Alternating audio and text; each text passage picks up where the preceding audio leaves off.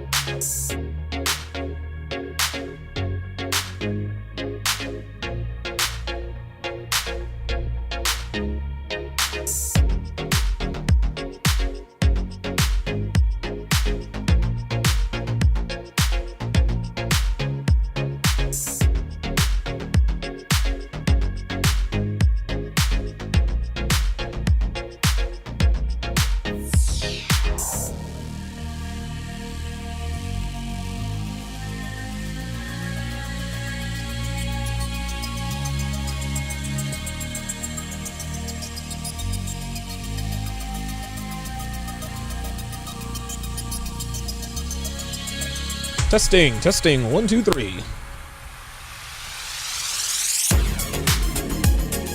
Let me know if y'all can hear me loud and clear.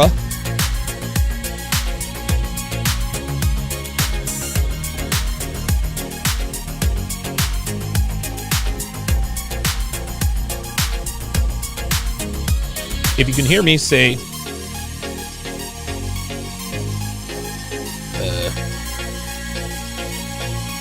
I can't hear my sound effects. That's weird.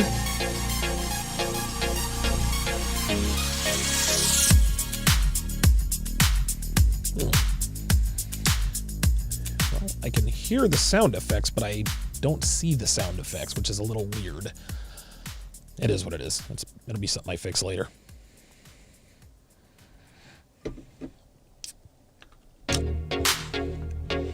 Oh yeah, my generic Red Bull, Red Thunder.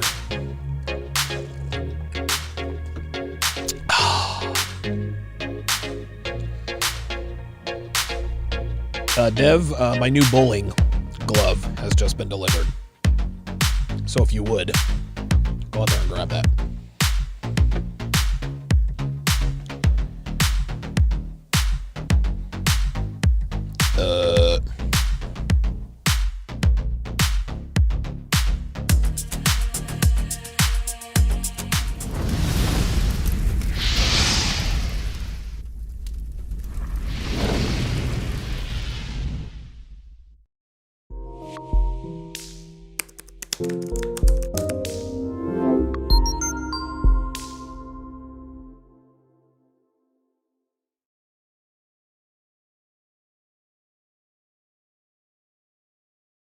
Hang on, guys. I'm still here. Give me a second.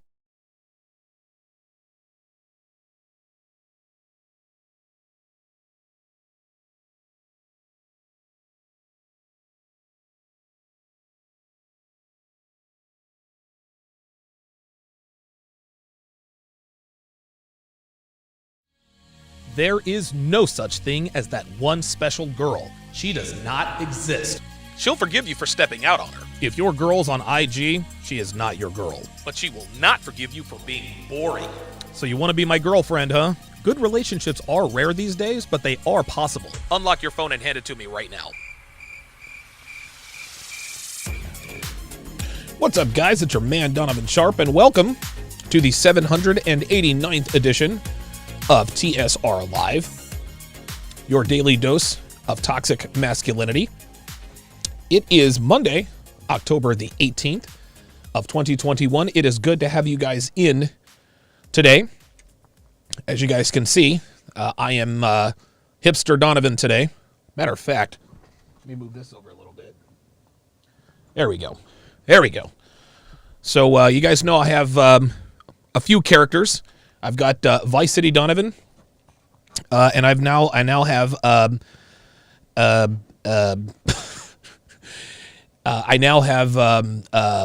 Hipster Donovan. Hipster Donovan comes out when it's about time to line up my hair again, and my beard game is a little bit frizzy. So I figured, hey, you know what? I'll make it work. I'm supposed to have a frizzy beard as a hipster. I'll, put on a beanie, and come on here as Hipster Donovan. Now, on days where my hairline is extra tight and I'm feeling and smelling good, that's when you get Vice City Donovan. I think I'm probably going to do like a beta Donovan at some point. Hipster Donovan is probably beta Donovan, but it is what it is. It is what it is. As always, we are streaming live simultaneously to Facebook, mgtow.tv, manosphere.tv, YouTube, and of course, in crystal clear high-resolution 4K to Sharpstream, which is this community's only independently owned and run platform, meaning it is impossible for us to get canceled. So however you're watching, wherever you're watching from, thank you for making the Sharp Reality Live a part of your daily routine. I don't know what's going on with my sound effects. Looks like we're just going to have to... Yeah, I don't know why we can't hear them, but I'm not worried about it. It is what it is. We'll figure that out. Actually, I think I do know. I think I do know what's going on with the sound effects. Hold on. Hold on. Might actually... Aha! Here we go. Let's try this. I don't know if this is going to work or not, but nope, that didn't work. Okay, all right. Well, looks like we're going to be without sound effects today, but it's no problem. I'm not doing a Kevin Samuels breakdown video today, so I think the sound effects they won't be missed. Shout out to the snipers over on the Sharp Stream side. Devin of let's see, we've got Dre Raven, Hellfong, Geeky Anomaly, Slapduck, RPAP, and of course Apollo 137, whom I live vicariously through, and of course the lovely and talented Devin. What would Devin's ghetto name be? Like, if I were to, like, ghetto-fy Dev's name, I'm thinking, like, Devon, LaDevin, Shadevin, LaDevon, Shadevon. Put your ideas in the chat if you would. Shout out to my sharpshooters on the YouTube side, Jason Moreno. Dre Raven double dipping, as usual. Dario Duplan says, un, deux, trois. Appreciate that. Appreciate that very much. Nabil Khan is in the house. Uncle Gun says, I'm nearing 800. I disagree. I say it's over 9,000. I think it's over 9,000. I think Hipster Donovan is over 9,000. That is my power level for today as Hipster Donovan. Now, as Hipster Donovan, I feel like I have to say I feel like. Not only that, I have to use upspeak. Like, I feel like the beer bug kind of messed up my dating life, so to speak. Now, you guys aren't getting that. Listen, just because I look like a hipster does not mean I'm going to act like one. At any rate, Jason Moreno says, Devontae. Remember, she's a girl, so it would have to be Devonta. Devonta. LaDevin, Shadevin, Devonlicious. The Geeky Anomaly on Sharpstream says Devana. Love it, man. Love you guys. A couple of quick announcements. Season 5 of The Six is coming back this Sunday. That's right, this Sunday, October 24th of 2021, The Six will be returning to its full-time slot. This season's panel will be, of course, yours truly, Coach EO, the Book of Alpharonomy, Minister Jap Hotep Jesus, and newcomer Kevin Savo. Kevin Savo, that's right, the writer, actor, and director of Captain Savaho, is going to be joining the panel on The Seven. I'm working on getting a few guest panelists, such as Kendall Kirkland, the star of Temptation Island Season 3. I would love to get him on the show. Sorry about that. A lot of you guys have been asking about The Six, and decided to go ahead and throw the panel together, and we're going to do this. So we're going to have a very, very good panel. I'm very, very much looking forward to that. So tune in this Sunday at 8:30 p.m. Eastern Standard Time for Episode 1 of Season 5 of The Six. Jesus. Some sad news. Clyde, my bionic gerbil, he passed away last night. At the tender age of, 75 days or something like that. He seemed all right to me yesterday, but he did not. I looked in his cage, and thankfully he was covered up. But I tapped on the window, and he always responds, whether he's asleep or not. No movement. And so rest in peace, Clyde. He drove me crazy. Had a lot of crazy stories to tell, but that's the way it goes in the gerbil world. So rest in peace, Clyde. Definitely gonna miss you. Any other announcements to make? No, I don't have any other announcements. So before we get to this video, I would actually like to cover an article that was actually sent to me. By a longtime subscriber of mine. So shout out to Russell H. For submitting this particular article, and it's about femcells. This is actually, looks like it dropped today. And so One of the quotes is like, I feel hurt that my life has ended up here. The women who are involuntary celibates. What is it like to go without a partner when you long for one, and when even a fleeting sexual connection feels impossible? So they would have us believe that there are actually women out here who can't get access to sex even if they wanted to. Well, let's continue to read, because I think I know where this is going. By Lizzie Cernick. So the article starts, when a woman named Alana coined the term incel in the late 90s, she couldn't have predicted the outcome. What started as a harmless website to connect lonely, involuntary celibate men and women has morphed into an underground movement associated with male violence and extreme misogyny. In 2014, Elliot Rodger stabbed and pew-pewed 6 people in California, blaming, quote, the girls who had spurned him and condemned him to an existence of loneliness, rejection, and unfulfilled desires. There have since been numerous attacks by people who identify with incel culture, including Jack Davison, who offed 5 people in Plymouth this summer before turning the gun on himself. In the darkest corners of the internet, incel groups have become a breeding ground for toxic male entitlement, putting them on hate crime watch lists across the UK. But it is not just incel men who struggle to find sexual connections in the modern world. Some young women are turning to online, quote, femcel spaces to discuss the challenges they face as involuntary celibates. Theirs is a non-violent resistance. Rather than blaming the opposite sex for their unhappiness, as some of their male counterparts do, femcels tend to believe that their own, quote, ugliness is the root cause of their loneliness. Posting anonymously on platforms they have designed for themselves, they argue that they are invisible due to their abnormal appearance, and that our beauty-centric, misogynistic culture prevents them from being accepted. There is anger and open grappling with self-esteem, but no extreme hatred and no sense of entitlement within the community. Let me go ahead and stop it right there. So, so these women are complaining. These women are complaining. Yes, Casual Germ on the YouTube site says misogyny.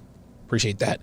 Yeah, Daddy Dame, I know about Colin Powell. God, rest in peace, Colin Powell. So what this article would have us believe is that there are actually women out there who cannot get access to sex. They believe that their own, quote, ugliness is the root cause of their loneliness. Listen, man, there are no fat, ugly studs out there, but there are plenty of fat, ugly sluts. I have no idea why any getting laid for even overweight, ugly women is easier than breathing. There are enough thirsty dudes out here who smash these broads enough to give them access to sausage anytime they want to. This doesn't make sense to me. I think this article is 100% bullshit to an extent. And I'll tell you why. I'll tell you what kind of women are really the femcels. But the beauty-centric, misogynistic culture prevents them from being accepted. There's really no such thing as... Listen, there are some girls out there who are not so easy on the eyes. But they're not overweight or obese. And that's the difference. Any woman who is not overweight or obese has absolutely no problem finding male companionship, even temporarily. And we're going to open up the phone lines a little bit later, guys, so stand by. No, what they are not telling us, and what they sort of indirectly lie to us about, you see this woman here? See this woman here? Listen, judging by, I guess, cartoon standards, a woman who looks like this should have no problem getting laid. No problem getting laid at all. The only women that I can think of who cannot get laid as much as they want to are women who are morbidly obese. And even then, I hesitate to accept even that. Because on My 600-Pound Life on TLC, starring Dr. No, hey, how y'all doing? Every single 6, 7, 800-pound chick, well, most of them, they have boyfriends and husbands. It's insane. Like, we have these half-ton chicks who, they look absolutely, they look like Jabba the Hutt times 10, and they have boyfriends and husbands. Look, I have no idea. And look, man, people can say, well, they have boyfriends and husbands because they probably collect disability. That's fine. That's fine. Like, I can certainly accept that. But they still find companionship, right? They still find companionship. We have girls out here, big girls, 300 plus pounds, getting easily laid. No, the only women in the Western Hemisphere that has trouble getting laid are extremely morbidly obese women. That's it. That's it. Right there, it says there is an anger and open grappling with self-esteem. Yeah, guess what? If you, and these women know why these men don't approach them. They know. They don't want to say it out loud, but they know. The reason why men don't approach them is because they're overweight. The article continues. Meanwhile, a far greater number of women would not describe themselves as femcells, but live unintentionally celibate lives. They share many of the femcells' concerns. Caitlin, 39, doesn't call herself a femcell, but she hasn't had sex for almost 8 years and doesn't think she will find another sexual partner. I'm not conventionally attractive, she says, and I never get approached by men.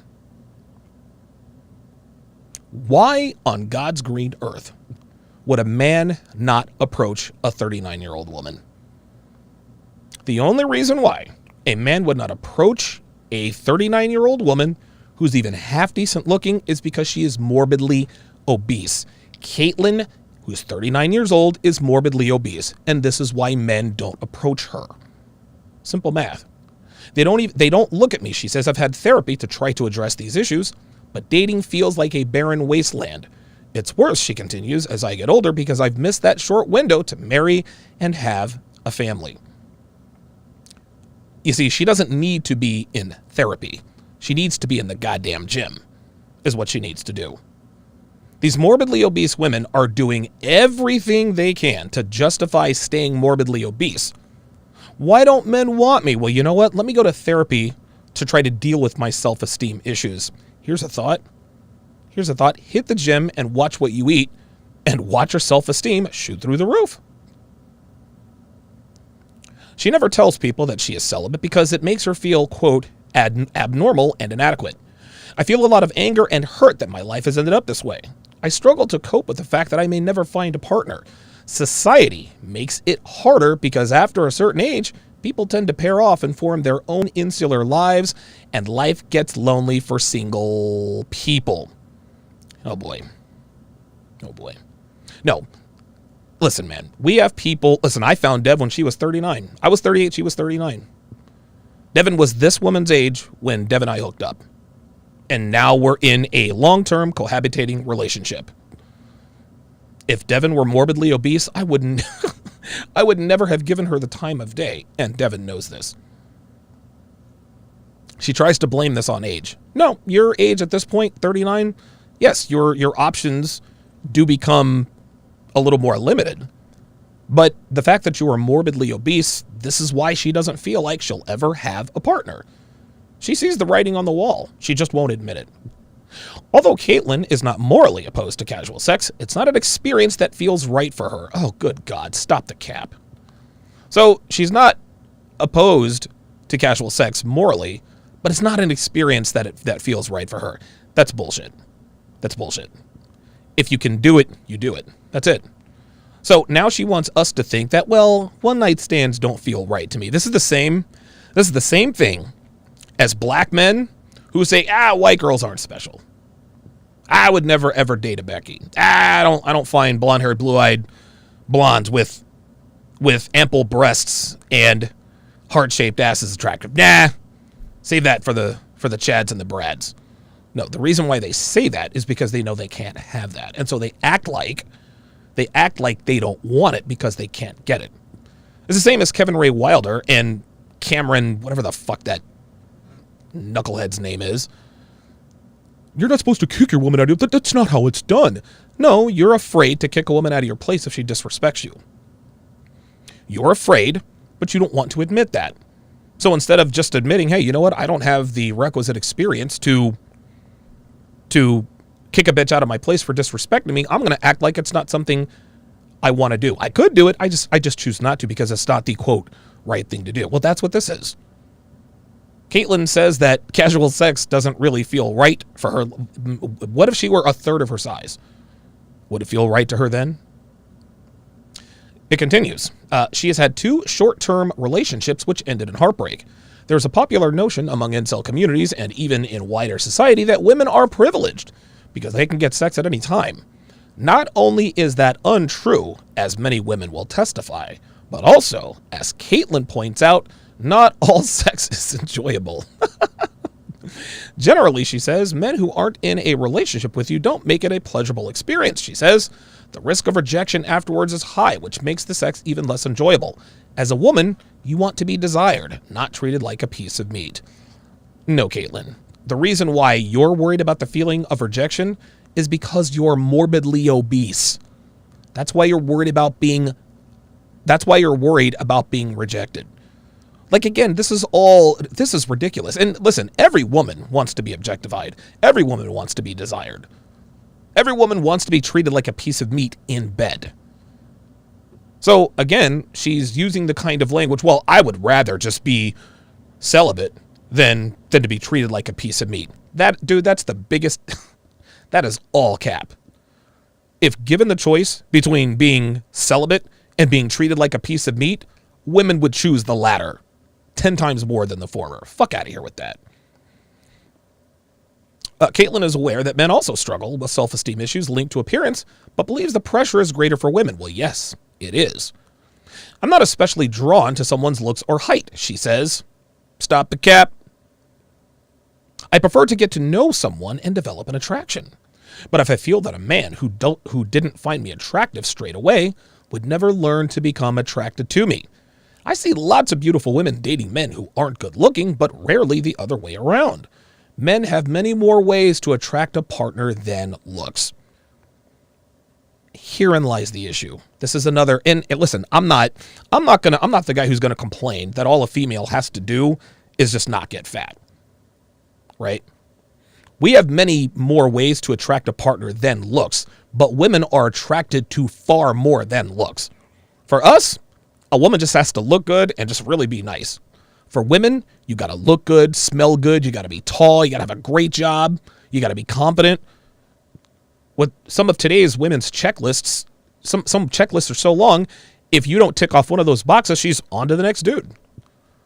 And listen, I'm not going to sit here and complain that men have it tougher in the sexual marketplace. It is what it is. We're designed to handle rejection a lot better than women. We're the pursuers. Women are the pursued. It is what it is.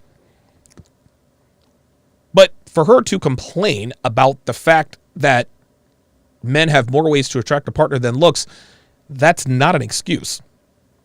All you have to do is not get fat. That's it. Dude, there are women out here who aren't so easy on the eyes. They have a drinking problem. They have an attitude problem. They smoke. No problem getting men to commit to them. Now, these men would be low value, low quality men, but it's better than nothing, right? Appearance-based discrimination, it continues, termed looksism by femcel communities, is not the only reason that some women struggle to find a sexual partner. Here we go. The risk of male violence has always been a concern, but the semi-anonymous nature of app-based dating has increased those fears for many women. Jane, 49, who's been single for 8 years and celibate for 5. Although she would love a sex life, she is not prepared to compromise her principles by seeking a casual relationship with someone she just met online. I don't want to invite someone I don't know into my home, as you never know the risks. then how about meeting somewhere else, Jane? Did you ever think of that? Like, honestly, what kind of a bullshit excuse is this? Well, why don't you date? Well, I mean, I don't like online dating because, well, I don't want to invite someone back to my home, sweetheart. There are many other places you can meet up for a date other than your house that happens to be in public. No, this is a bullshit excuse designed to circumvent the rejection. You don't want to invite someone back to you don't get the opportunities to invite someone back to your home because men aren't swiping right on you. You're morbidly obese. This is why men don't want to be with you. It's ridiculous. Let me go back to this this paragraph here. The terms looksism by femcel communities isn't the only reason women struggle to find a sexual partner. Guys, I have said this. Well, actually, this is shout out to Rollo Tomasi. This actually happens to be law number 43 of the 49 laws of Sharp. Take a look and listen. Law 43. Sexual attraction is non-negotiable. Rollo Tomasi. Men who sit around bitching and complaining about the fact that women are more attracted to degenerate cheaters who treat them like shit than they are to responsible men who treat them like ladies simply do not understand the stark reality that attraction cannot be negotiated. This is a feminine activity, as women are constantly trying to tell men that we should be sexually attracted to women who are overweight. It would behoove a man to improve himself in ways he has control over so as to increase his opportunities with women rather than wasting time bellyaching about what women should be attracted to. Sexual attraction cannot be negotiated, gentlemen, no matter how much you want it to be. It's so funny. They always dismiss what male incels talk about, but we're supposed to take these femcels seriously? Like we're supposed... Unbelievable. So then they go and talk about safety concerns and blah, blah, blah, blah, blah. Now, let's go down here. This woman on your screen, this woman, her name is... Hang on a second. Her name is Katie Piper. Now, Katie Piper, it says, is building an online community for people who don't fit beauty stereotypes. Right now, who is Katie Piper? Well, I did some digging around. Katie Piper, as you guys can see, according to Wikipedia, she's an English writer, activist, television presenter, and model from Andover, Hampshire. In March of 2008, she was attacked with acid by her ex-boyfriend and an accomplice, causing major damage to her face and blindness in one eye. Piper underwent pioneering surgery to restore her face and vision. Both attackers were convicted and given life sentences. In 2018, one of the attackers was released after serving 9 years in prison. In 2009, Piper gave up her right to anonymity in order to increase awareness about burn victims. Her experience was documented in the 2009 Channel 4 documentary, Katie, My Beautiful Face, part of the Cutting Edge series. It has subsequently been sold internationally. So yeah, that's what she does, right? So she was attacked. She was attacked in 2008, right? And I've seen some of the pictures of her after. And you guys can see, if you guys look at her picture closely, I mean, she's got on, her makeup artist is good, but you guys can see, if you look at her right eye is clearly not normal. Pardon me. Her right eye, or left eye rather, is clearly not normal. You guys can see that she's got some makeup on to cover up her burned face. And listen, I would not wish that on my worst enemy. Like, I'm serious. I would not wish that on anybody. And I did the research. The guy that she was with, he was a psycho and all that, and he's still in prison, and good for that.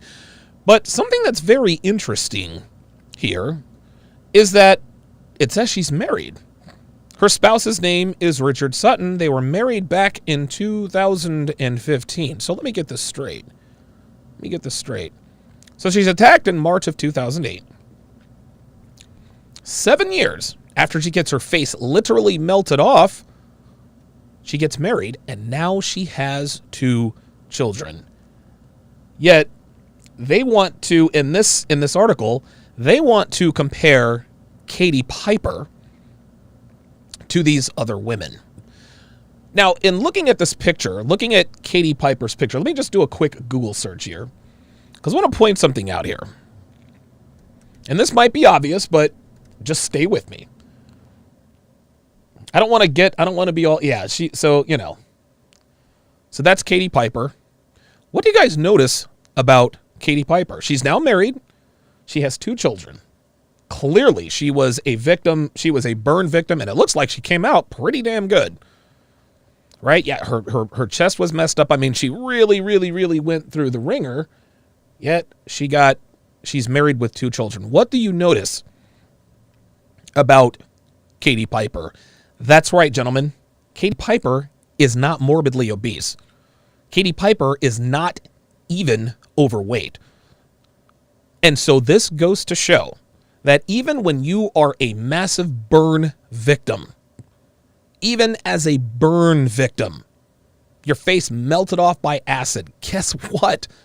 There are still men out there who are willing to wife you. There is absolutely no excuse for a woman not to be sexually attractive in this day and age. I don't want to hear it. I do not want to hear it. Dude, Katie Piper got her face melted off. She's married with 2 kids. Yet, we've got all these butthurt bitches in here, Jane and Caitlin, feeling sorry for themselves because men won't look their way. Well, what they're not telling us is that these women in these femcel communities, they are morbidly obese. That's all this is. That's all this is. All a woman has to do is not get fat, and the world is her oyster. It's not even 18 to 28 anymore. If you can stay sexually attractive, you can still find, I guess, a decent guy well into your 40s. But that would take discipline, right? That would take you actually doing something. Yeah. Yeah, exactly. Okay. So we're going to get to the video here in just a minute. Let's see. Malik D on the Sharp Stream side says, hit it from the back or in the dark, problem solved. Real talk. That's why God created doggy style. Geeky Anomaly says, men do not become more attracted to you with time. The sexual attraction is instant or non-existent, nothing in between. The time we spend with women not smashing is to determine if you're good for more than just box. That's what grows with time. RPAP says, I mean, it looks way better than I was expecting. Yeah. And of course, the obvious reason that she is now married is because she's not overweight. That's what this article tried to, Katie Piper is this activist and da-da-da-da-da. No. Katie Piper has absolutely nothing to do with what these women are going through. These women need to lose the fucking weight. Honestly, man, negotiation can't be attracted. I'm sick and tired of these overweight bitches talking about men don't want to talk to me. I wonder why. Bitch, you know why. You know why. Unbelievable. Okay, so let's go ahead and get to the video breakdown here. So I came across one of my Instagram followers actually sent me this video, and the content creator, his name is Soul Immortal, and I watched the whole thing, and I was like, wow, this guy makes some really good points. Now, the name of this video is Today's Wife Types Are Yesterday's Bottom Feeders. And so without further ado, I'm just going to go through this video and break it down because I think I agree with just about all of it. Oh, wait a minute. Oh, I know why you can't hear the sound effects. I'm such an idiot. Hold on. Hang on. Hold up. I'm a freaking idiot, dude. Yep. Nope.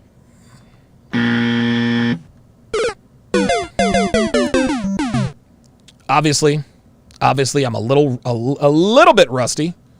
I'm a little bit rusty. So the sound effects are now in full effect. And so now we can start the breakdown. Jesus. Now I can't hear him. What the? Oh, all right, here we go. Type. You know, if we're honest with ourselves, today's wife type is yesteryear's trash. Yep. Now let me pause for a sec, brothers, because what I don't want you to think is that this is a bash video. If you're jumping on this video to bash and chant women this ain't the video, brothers. We don't move like that over here, right? And listen, man, shout out to Soul Immortal Mind. Shout out to him, man. Because when I first started out, I've done bash women. Dude, I used to do bash women videos all the time. I still do from time to time. I still do bash videos about women from time to time. I don't think it's necessary to do bash videos on women because all of that's been done to death. Like, we understand bitches ain't shit, blah, blah, blah, blah, blah. So that's actually the direction that I'm going to be taking my content. Listen, I'm still going to point out the deficiencies and everything that's wrong with today's women and how they affect the dating marketplace, but I'm also going to start coming with solutions, right? I'm going to point out the deficiencies, but then I'll say, hey, listen, this is what you're dealing with. Here's how to deal with it. So shout out to him. You know, this is simply to talk about an issue to at least start the conversation on how to change things around going forward, right? But if we're honest with ourselves, today's wife type is yesteryear's trash. What do you mean, so? What I mean is, you know, in today's world, if a man is taking, a woman home to meet mama, right? Odds are that young lady is going to have, multiple sexual partners at that time. Yep. You know what I'm saying? In other words, she will have already gone through her whole phase. She will have already gone through a number of relationships, right? That's one. Two, odds are she will already have a child, if not multiple children, and possibly by more than one guy, right? Okay, so let me stop it right there. This is exactly what he's talking about, guys. This is exactly what he's talking about. He's 1,000% right. Today's wife types, girlfriend types, whatever the case may be, are yesterday's trash. But guys, guess what, man? This is what we have to deal with. I'm not saying that you have to accept it. I'm not saying you have to wife these broads up. I'm not even saying you have to commit to these broads. But what it comes down to is that men and women are better together. I've said this for years. Kevin Samuels has said this for years. Men and women, we are better together. I live that, hangover, fast player Vegas life. I did that for did that for damn near a decade. Great fun. Magic carpet ride. But my life is a lot better now that I'm in a committed relationship. For many reasons. I don't have to sit here and go through all of them, but 99.9% of my audience, most men and women, they want to be in relationships. Really, the only reason why a lot of guys who are sort of angry at women, the only real reason, dude, player for life, I'm just going to fuck these bitches and smash them and trash them, is because they think that that's really all women are good for. And most of them are only good for a pump and dump. That's for sure. But what I think a lot of men need to understand, and I want you guys to listen to me very closely. What a lot of men need to understand is that, and this is just for the men who want to be in relationships of consequence with a respectable woman, what you're going to have to understand is that women are not coming ready-made for relationships and marriage anymore. They're just not. We got too many knuckleheads out here running around, well, I will only marry a virgin. My nigga, that's going to be a long wait. That's going to be a long wait. What is it, like 85% of virgins in America are men? If you're honestly, if you're waiting to marry a female who is still a virgin, chances are you're going to be breaking some laws.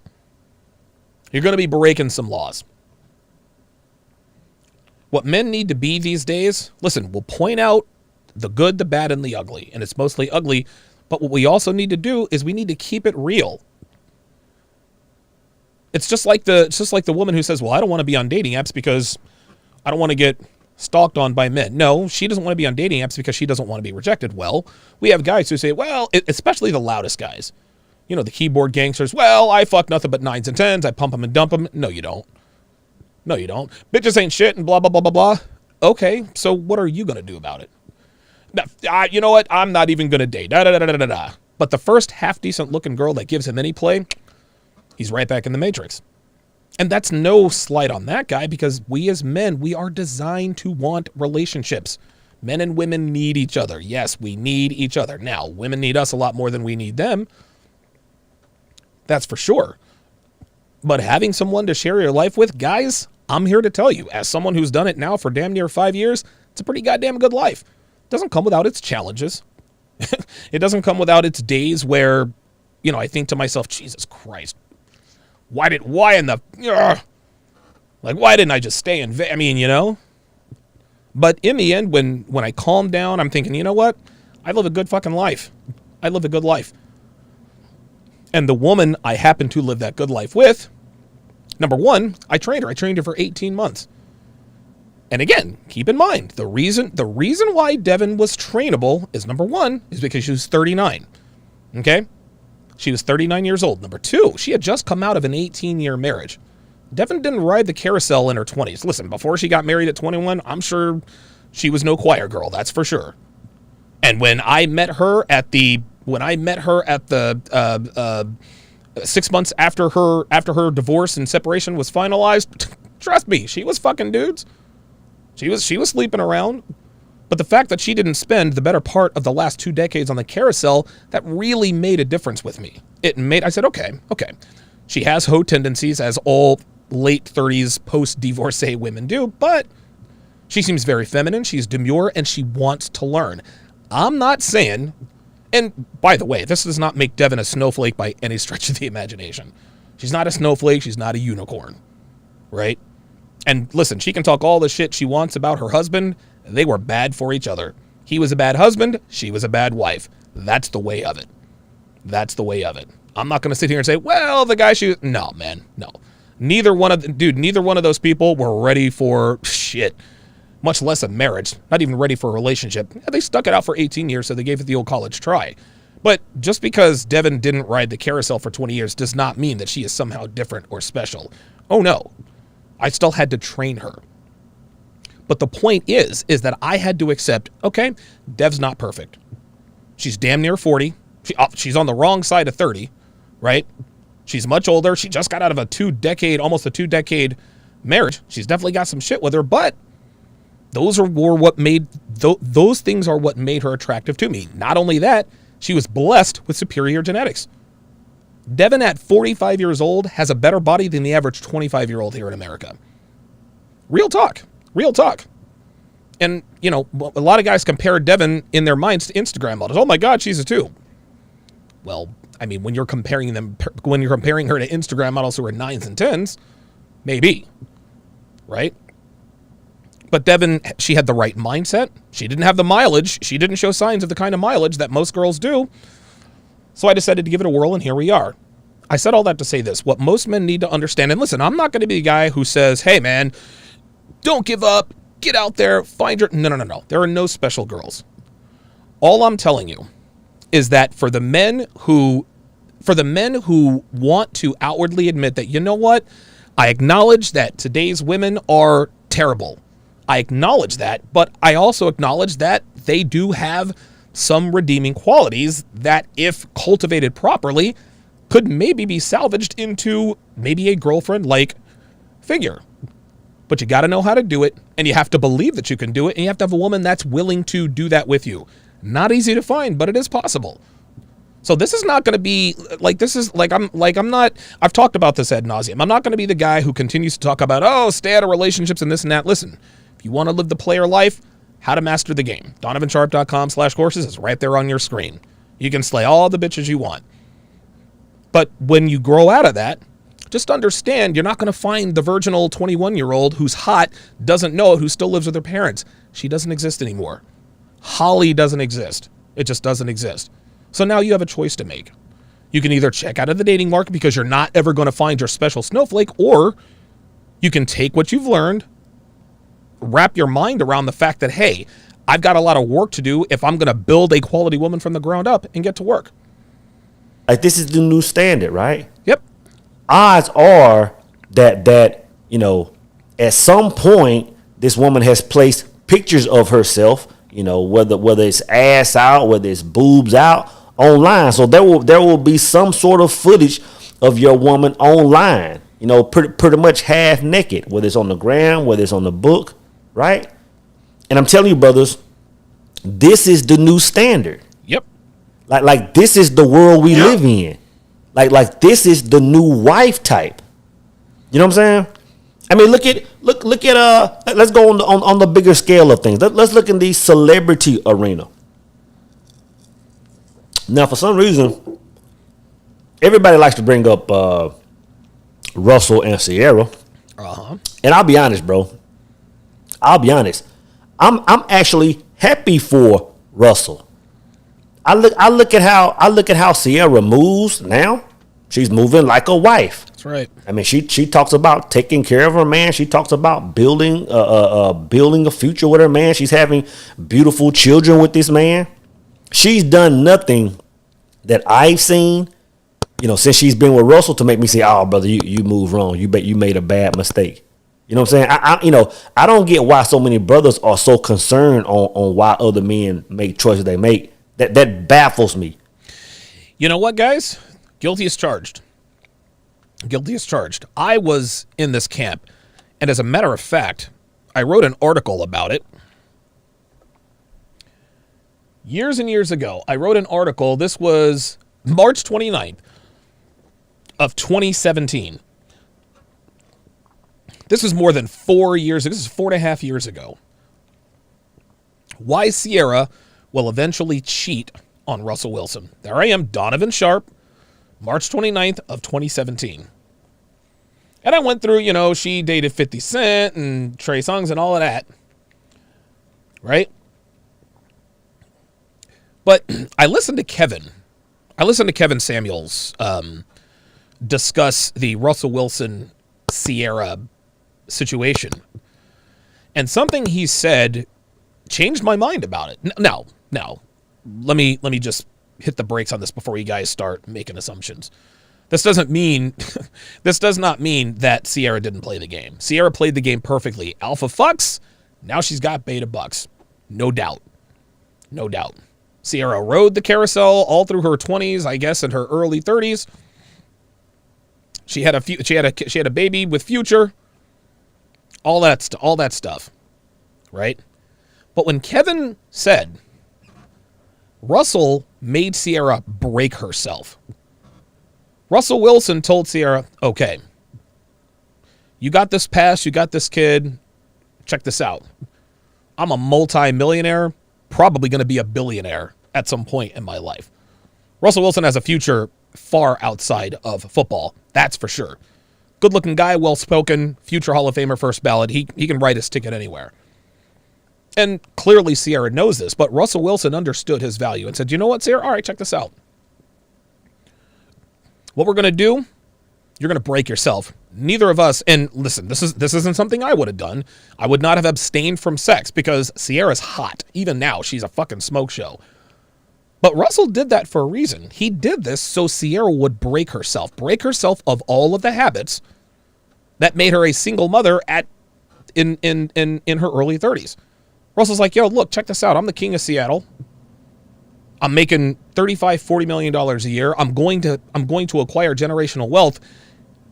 You're coming in here. You're not like, you're asking me to buy a used car with some mileage on it. Okay, I'll consider your offer, but check this. I need some concessions. Russell made Sierra break herself. That's exactly what she did. And she hasn't shown any hoe tendencies at all. And again, I'm not going to sit here and pretend to know what happens behind closed doors. But judging what we have seen thus far since they got together, Sierra is almost, dare I say, Ayesha Curry. Ayesha Curry is actually going the other way. Ayesha Curry was ready-made for Stephen Curry. But Ayesha Curry appears to be getting bored of being the perfect wife. Now she's putting up thirst trap pictures, right? That doesn't mean that Aisha Curry is a bad wife, but the point is that Russell understood his value. He made Sierra break herself to earn his commitment. That's exactly what he did. And guys, the son of a bitch pulled it off. He pulled it off. Just because I wouldn't wife up a chick like Sierra doesn't mean that Russell Wilson didn't make the right decision. Yes, Sierra's got some baggage. Yes, she does. Yes, she sport fucked her way around professional athletes and rappers. And I'm sure that affects their relationship in some type of way. But what Russell did, and I'm not comparing myself to Russell Wilson, but I had to make Devin break herself. In other words, I trained her. And now Devin is the doting, dutiful, in shape, stripper slut, submissive, blah, blah, blah, that I want and need her to be. And oh, by the way, she now works for me. Sierra's a stepbird wife now. Like, she's a wife and she appears to really like that lifestyle. I stand corrected. Will Sierra eventually cheat on Russell Wilson? I don't know, but I'm a lot less sure of it now than I was back then. Anything can happen. But thanks to this guy, Immortal Mindz and Kevin Samuels, I think I see Russell Wilson and Sierra in a different light. What I mean to say by that is that, yes, Sierra was damaged goods. We all know that. But if you're the right guy, if you have the right temperament, if you have a goal, if you make a woman break herself, if you can train her, I'm not saying you can turn a hoe into a housewife. I will never, ever, ever marry Devin. Right? You might not be able to turn a hoe into a housewife, but that doesn't mean that she doesn't have redeemable qualities that you may or may not be able to use to your advantage for a few years. That's all I'm saying. You can never turn a hoe into a housewife. That's not what I'm saying. But what I am saying is that if you pick the right woman, if she's ready to change, then who knows? That baffles me to say, why is this brother, I don't get that. But from my standpoint, I think Russell made a solid, I think he made a solid decision. I think he got him a good one. The way she's moving, she's solid. But if you look at Sierra through the lens of 20 years ago, she would have been the bottom of the barrel 20 years ago. As would Devin. If this were 2001 instead of 2021, dude, Devin's bottom of the barrel. So is Sierra. Is that sad? Yes, it is sad. It sucks that yesteryear's bottom of the barrel are today's wife types. I get it. But guys, it is what it is. It is what it is. We can sit here and bitch and moan. And guys, listen, 1950 is not walking through that door. We can't hit the time machine and just make what? No, this is what we have to deal with. So at this point in your life, you have a choice. You can either deal with women on strictly a sexual level, not deal with women at all, or deal with women on strictly a sexual level until one separates herself and makes herself available for training. Again, it's not easy. I'm not sitting here saying that it's easy. It was not easy to train Devin. It's still not easy keeping her ass in line. That is for sure. But at this point in my life, it's worth it because of the time we have together. My life is better now than it ever was in Vegas. And my life was awesome in Vegas. No, it's not as exciting. But I'll tell you what, man, it's a lot more fulfilling. Oops. For Russell to take a Sierra to his mom and say, you know what, Mom? Like, this is going to be the new wife. This is going to be who I'm going to build with. Mom would say, like, dang, like she done been with a number of rappers. I mean, she got a baby by Future. That's what happened. Like who don't got a baby by Future in 2021? You know what I'm saying? And she would have said, "This is the woman you finna jump the broom with." You know what I'm saying? So it's what I'm saying, brothers. It's a different standard than it was yesteryear. Look at Gucci Mane. Yes, Gucci Mane married Keisha Kior. I think I'm saying her name right. Now I'll be honest. Gucci Mane. for some reason, I just didn't like her back in the days. You know, I would see her on everybody's video. I didn't hate her. I was just like, man, like Yeah. Keisha Yor was a video victim. like she kind of wild. But I'll be honest, brother. He said she was kind of wild. Hell yeah, she was wild. I'll be honest. After I saw that video with Gucci and Charlamagne, where he was talking about how they move and stuff, right? After I saw a video where she was interviewed, where she was talking about how she takes care of him, and even though how they got all this money, she's like, you know, I'm gonna be the one cooking for my man every day. And I believe now they've had a child, brother. When I look at them, I don't look at them and say, oh man, they used to be, you know, like this. She was like that. I look at them and I say, you know what, they have a good thing going, brothers. Yep. I look at them and say, you know what, man, I'm glad for Gucci, man. I think he's in a solid situation, you know. But 20 years ago, 20 years ago, that would have been a wrap. 20 years ago, if you look at that scenario and Gucci was to take Keisha to go see his mom, shit. Moms would be like, dang, bro, like, son, she done been on everybody video twerking. Yep. You know what I'm saying? She got kids living overseas or whatever the stuff. And I think when she just on the ground with her daughter, you know, on this little dance thing, I think that was her, man. I saw it, but I didn't really read the stuff. But I think that was her and her daughter doing this old ratchet, you know. You know what I'm saying? So what I'm saying is, 20 years ago, she would have been the bottom of the barrel. There you go. But now this is the type woman that we're making wife type.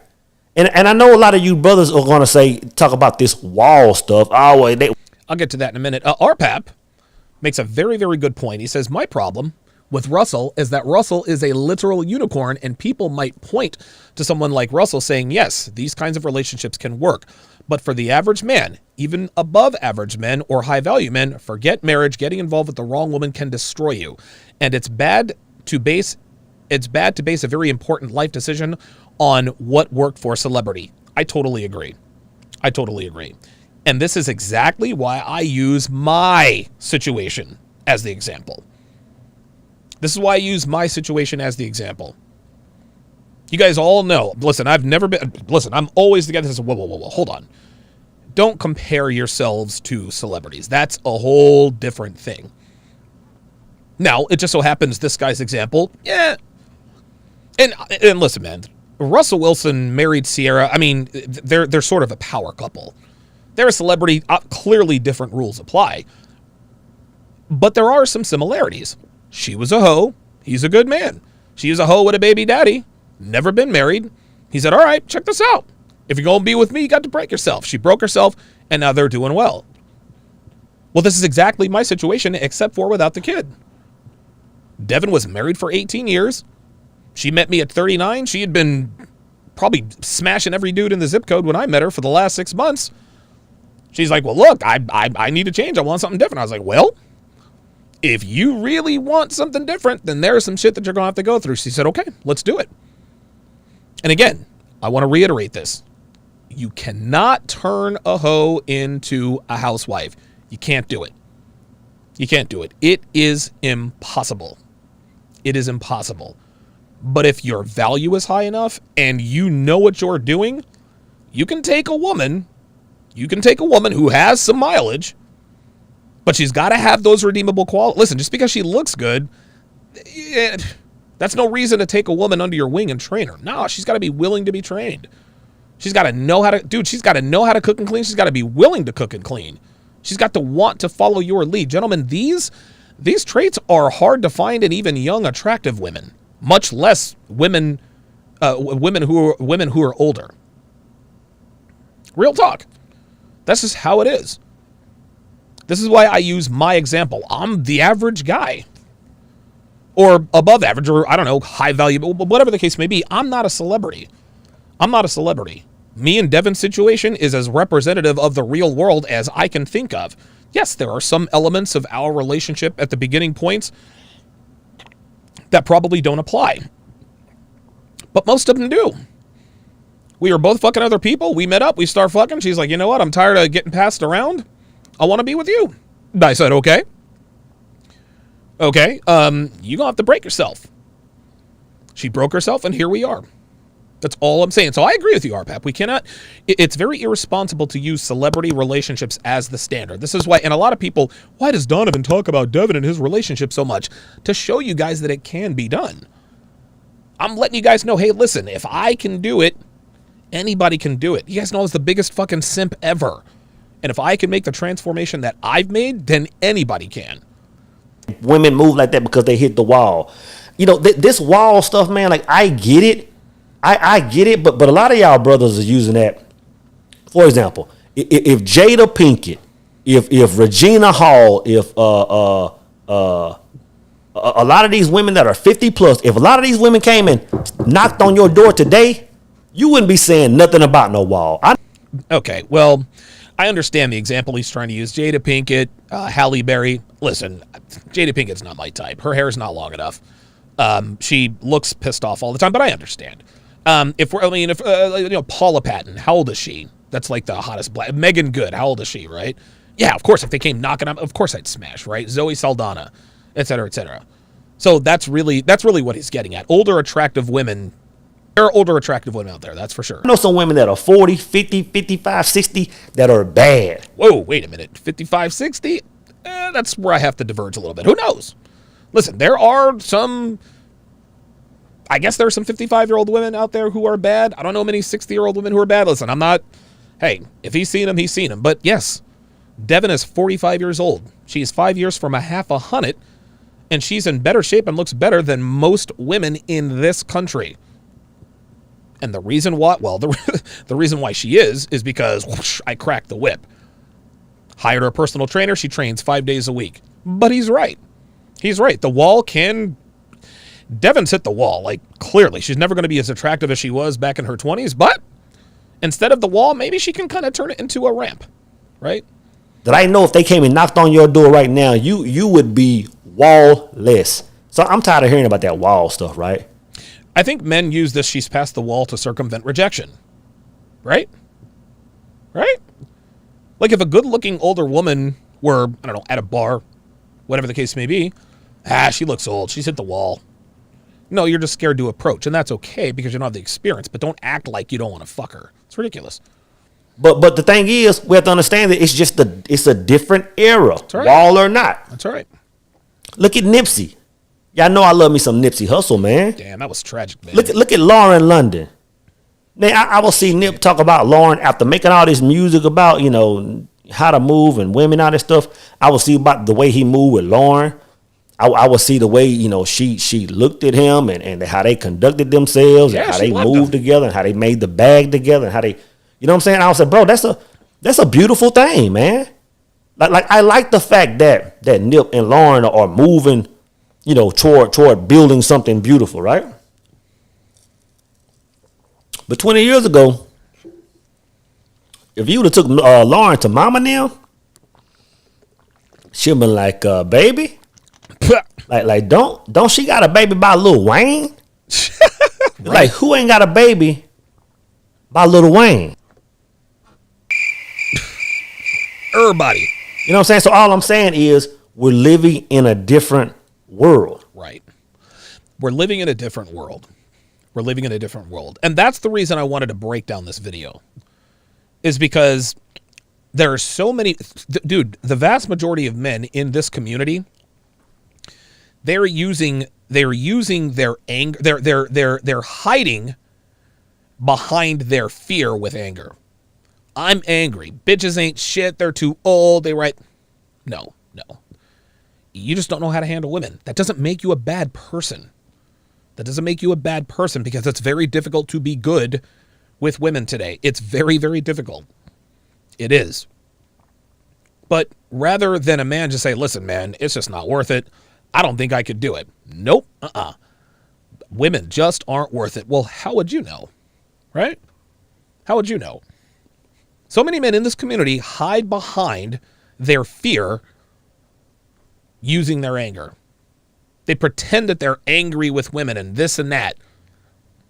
When in actuality, they're just afraid to approach women. They're tired of getting rejected. Trust me, man. I hear you. I've been used by women. I've been rejected by, I've been rejected by women. Right? So if you're going to check out of the dating market, just be honest. Be like, look, dude, I ain't got what it takes. I ain't got what it takes, man. These bitches out here, it's like playing the game on fucking God mode. I can't do it. Ain't no way I'm doing it. Cool, man. Like, I'm not going to be like, man, you can still get out there. No, listen, you're getting no judgment from me. You are getting absolutely no judgment from me. I get it. Just be honest. That's all I'm saying. Ooh, thought I had it. We're living in a different world. And I asked myself, I said, well, how did it get like this, man?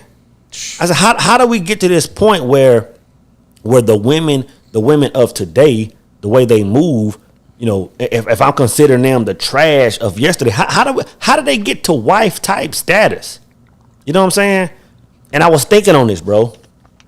And I think it all comes down to, you know, I mean, you can say it comes down to, I mean, you can put it on feminism, you can put it on whatever.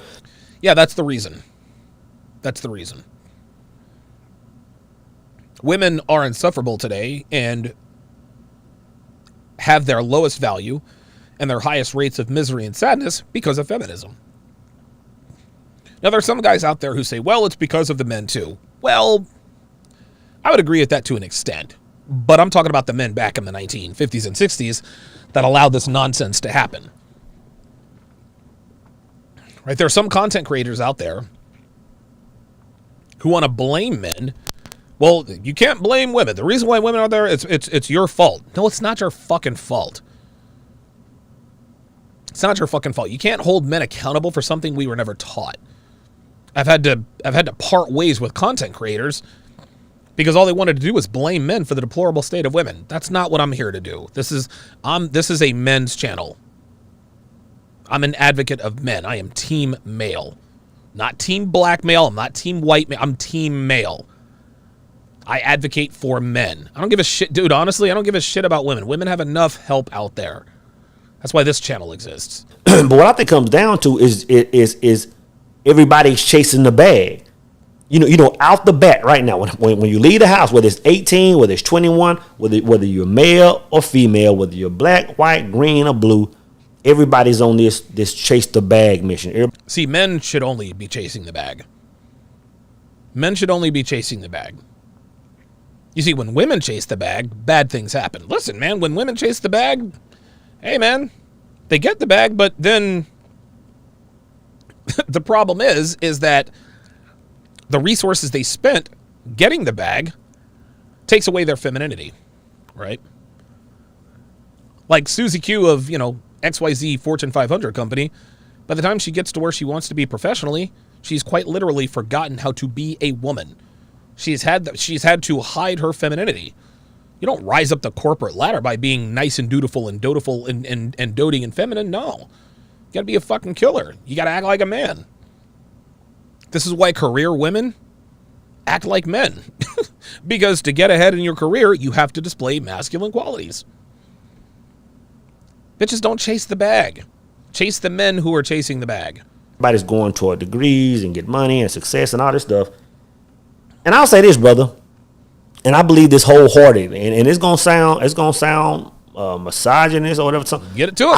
I think that when women are put in positions where leadership is not present, brother, I believe they have the tendency to get reckless, to live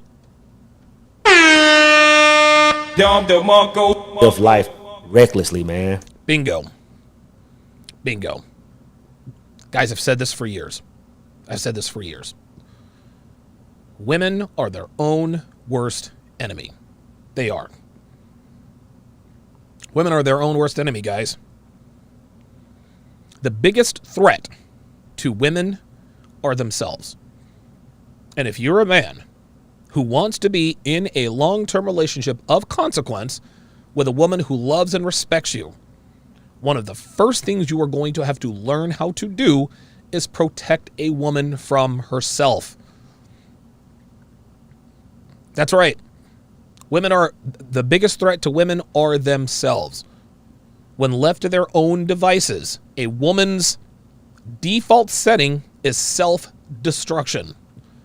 Take the average 20-something who has a job and an apartment or a house by herself. She drinks every Friday night, possibly Saturday and Sunday night. She hooks up with guys by the boatload. All of these activities, they're self-destructive behaviors. Drinking's not good for you. Taking an enormous amount of phalluses, that's not good for you. STDs, unwanted none of that. Then by the time she hits 30, 31, 32, her life isn't the way she thought it would be, so now she's having to pop antidepressants and or anti-anxiety meds. Those aren't good for you long-term either. Women destroy anything they have complete control over. Women control the dating market, guys. Women control access to dating. That's why the dating market's a shit show. Boys and girls raised by single mothers turn out much worse than boys and girls raised by single fathers or in a two-parent home. I had Kendall Kirkland on the show yesterday, star of Temptation Island Season 3. King Kendall, Emperor Kendall. That kid was 26 years old, running circles around these broads, even with Mark. Even with Mark Wahlberg, who's, probably in his 50s. Mark Wahlberg doesn't know half of the stuff that Kendall knows. At 26 years old, half his age. I guarantee you, a big part of that is because he was raised by a mother and a father. I'm sure that there are other reasons that Kendall was able to do what he did and come out smelling like roses. But the main reason is that he had both a mother and he had a mom and a dad. We all have mothers and fathers. Not all of us have moms or dads. Single mothers destroy their children. They destroy themselves. They've destroyed the dating market. And it's exactly what Immortal Mindz just said. When women are the leaders of anything, they get reckless.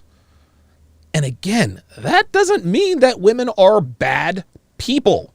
No, this is just who they are. This is just who they are. Whoever the creator is designed men and women to complement each other. Women are self-destructive. Men, we're fixers. This is where Captain Savaho came from. Captain Savaho was created because women are self-destructive by nature. That's just all there is to it. And I'm glad he said that. I really believe that. And I think when we start when women start moving out at 18 and 21 and start pursuing success or started pursuing the street or whatever they started pursuing when they left the house without being attached to some man, I think that was the beginning of it, brothers. There it is. Without being attached to some man. There you go. I think that was the beginning of it. But because when you have these women that are 21, 23, 25, 26, and they're just out in the world without having that father figure in the household. Yeah, drinking and fucking. Yeah, that's what happens. Without having that husband in the household. But I think they tend to make horrible decisions. Correction, they do make horrible decisions. They make horrible decisions. If you think about it, brothers. See, way back, man, it used to be like where a man was growing up, women were growing up, and a man would go out and start building his career or finding his craft or finding his trade or finding his purpose and passion. And the women were kind of just sitting at home, still learning from mama, learning how to cook, learning how to sew and make gardens and all this stuff.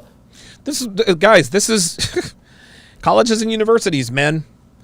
Colleges and universities quite literally destroy women. You want to know why most women are not wife material? It's because of colleges and universities. When women graduate from high school, they're supposed to live at home with their parents until she gets married. Well, there's a reason they did that. Because they know that women who live on their own are self-destructive. They fuck random dudes by the truckload. They're drinking. They're doing drugs. Like, they knew all this already. They've known this since the Bible days. Now we have colleges where they get all the safety of being a kid without any of the boundaries that comes with being an adult. Children with dynamite. Wait a minute. I get taken care of by the university, but I can still do adult things? We wonder why most women act like children. And once a man got his life straight, he came back and he was looking for these solid women. That's right. These women that were in many cases were still virgins. Many women were still just solid women. They weren't in the streets. Nope. And a man could find a wife. If you look back at The Alchemist, and Fatima. Yeah. There are no more Fatimas. No, there are no more Fatimas, guys. Nope.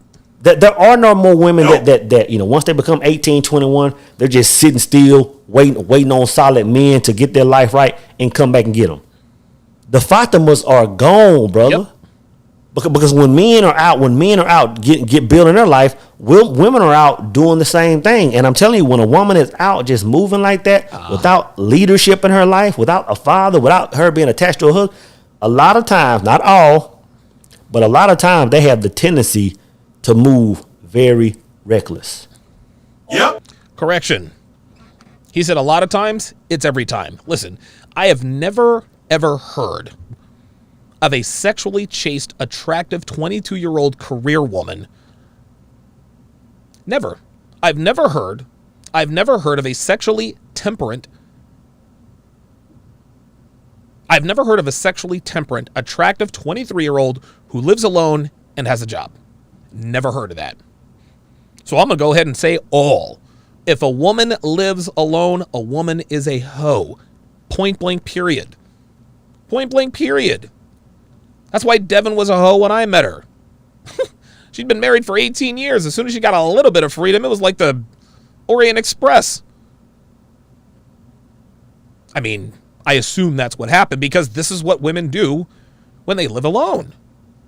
This guy is nailing it right, and it's funny because I think this guy understands more than what he lets on. I think he understands more. I think he probably has a larger female audience than I do, and so he sort of hedges every once in a while. But I'm going to just go ahead and say it. All women who live alone are hoes. That's just all there is to it. You know what I'm saying? Think about the way our grandparents and parents used to move, right? Night and day. Our grandparents, brother, they were getting married at like 14 and 15 years old. Like I'm telling you, brother, 100 years ago, 80, 85 years ago, it was common for a man. It was common for a man 18 to be marrying 14-year-old women. My parents were the same way. When my parents got married, my dad was 18, my mom was 16. It was married for 2 kids to 16 years old to be getting married and moving and being married for the next 80 years. There you go. You know what I'm saying? It was common. So you never had that. You never had that point in time. But let's be clear, guys. Those days are never coming back. Those days are never, ever, ever coming back. And so I reiterate. Listen, man, I'm sure a lot of guys are angry and this and that. Like, I get it. But we're not taking away women's voting rights. That's not going to happen. That's not happening. We're not going back to the 1950s. That's not happening. Too many men they hide behind this stuff and use that as an excuse. When they say this stuff, well, I could, but the dating market is just so terrible, I choose not to. No, you're afraid to. That's okay. But just be honest. Where women had, that's this 10, 15 year hiatus of just wilding out. You know what I'm saying? Even our fathers, even our parents, the generation before me, they were getting married at 21. Yep. 22, 23, they were getting together, building a future. So that window of opportunity for women to just be living reckless, it wasn't the way it is today, brothers. It wasn't the way it is today, and it never will be. So I'm saying all that to say this, man. It can tend to contradict what I always say, because I always say, brother, that like purpose over everything, and that's never gonna change. A man has to put his purpose, his mission in. I'm going to go ahead and open up the phone lines, guys. 516-387-1987. 516-387-1987. The phone lines are open. I'm going to go ahead and continue this video. 516-387-1987. Life over everything. Over everything. But when you think about it, when a man is taking that time out to find his purpose, in other words, what I'm saying, if you're a young brother and you're 21, 22, 23, and you're at that place where it's like, you know what, I found me a solid woman, or I see myself amongst women that want to build with me now, right?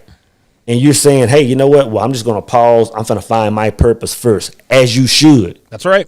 All I'm saying, brothers, is you have to know something. This guy is speaking facts, man.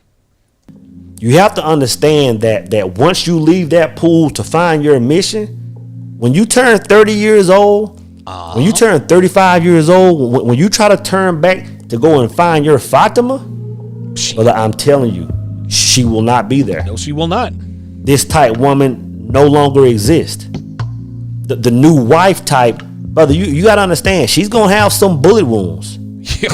She's going to have some battle scars. Yes, sir. She's going to have a plethora of men under her belt. She's going to have a large number of men to compare you to. You know what I'm saying? It's a good chance she's going to have a child already. That's where, again, people talk shit about Dev all the time. Dev didn't have any kids. Dev didn't ride the carousel in her 20s and 30s. Yeah, listen, she was a hoe when I met her. But this is the reason why she's fallen in. No, she's not a snowflake. She's not a unicorn. I turned her into what I wanted and needed her to be, and that's why we worked. It's a good chance she might have multiple children already. It's a good chance that you'll be able to see her at some point in her life on the gram twerking it up. You know what I'm saying? Ass out. So all I'm saying is this, brothers. All I'm saying is this. Just understand that we live in a different world. Yep. Understand that we live in a different world. Now, is that saying to settle? Hell to the no. I'm not saying that a brother. I'm not saying is, you know what, brothers? This is the plate we've been given. Let's feast on it. I'm not saying that. I just simply want you to understand what's taking place.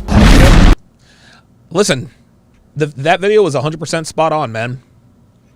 And I'll reiterate what I said earlier. What I said earlier. This is I'm a solutions-oriented guy. I'll point out the problems, and I'll have strong opinions on what I think the problems are. Like, I'm not going to sit here and go easy on bitches. Oh, no. But what I'm not going to do is just talk shit about women and then not give you guys any solutions. I feel like I've done that. I've done that for so many years, but now I'm really going to lean into it. So shout out to Immortal Minds, man, or Soul Immortal. The guy is wise, man. He really is, and he's really wise. I'm glad that he's a good content creator, man. And somebody in the chat said he's ex-military. That explains a lot. All right, 516-387-1987. Traveler 444 says, I've checked out of relationships because of political reasons. I'm tired of women going to the polls and voting for every feminist socialist policy. She fucks me in the bathroom, then stabs me in the back at the polling station. Listen, man, what you have to understand, and I actually have pointed this out before, women don't have their own belief system. They don't. They only believe what the strongest men in their lives believe, right? So if you have a strong enough influence over her, she will fall in with your political beliefs. Dude, she'll fall into what you watch on TV. She'll like your same sports teams. I'm not saying there's anything wrong with you, Traveler 4444. But my guess is that either you weren't the most influential man in her life at that point, or you weren't with her long enough to establish that. Oh, dude, a woman will change everything about herself. She will change everything about herself. She'll change her whole belief system if you are the strongest man in her life. 12 times out of 10, man. 12 times out of 10. Technomage B5, $5, says, earn your commitment. That's the key right there. Nothing valued that isn't earned nothing is valued that isn't earned the hard way. Hold up. There you go, man. There you go. Very, very well said. RPAP on the Sharp Stream side says, I think another issue, guys can't get all the attention and sex from women until they're significantly older, like 30 plus. But they know women their age do get all that, and they have their fun. Then when these girls look to guys around their age for husbands, these guys think, hell no, you got to have your fun. I'm just getting to experience mine. Yeah. The truth, listen, the fact of the matter is that most women over 30 are too old to date men their own age. This is all there is to it.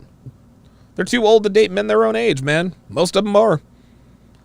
Listen, there are some extremely attractive 35, 45, 47, 49-year-old women.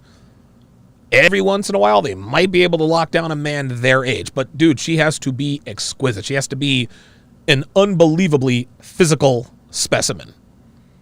Has to be an unbelievable physical specimen. But most women, once a woman turns 30, she's too old to date women. Too old to date men, probably, and women, her own age. So, I don't have any callers on the line yet. I'm going to leave the lines open for about 3 more minutes. Then I'm going to go ahead and call it and get on to the F-Boy Island breakdown. Jennifer, Street Fighter 88 says Jennifer Lopez. Yeah, Jennifer Lopez. Listen, she's the hottest 53-year-old who will ever live.